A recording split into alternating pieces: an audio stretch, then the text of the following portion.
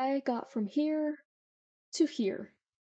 This is a fast and easy watercolor video, not really a tutorial to follow along, but maybe it can give some inspiration or a quick tip or two.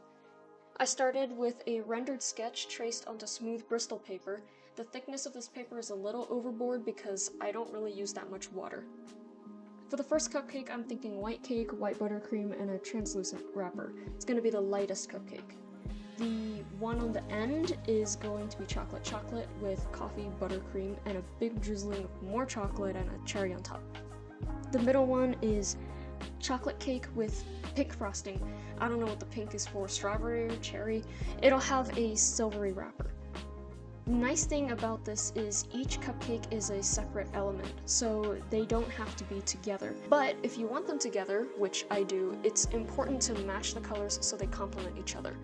The way to do this is to use the same light base colors across the cupcakes.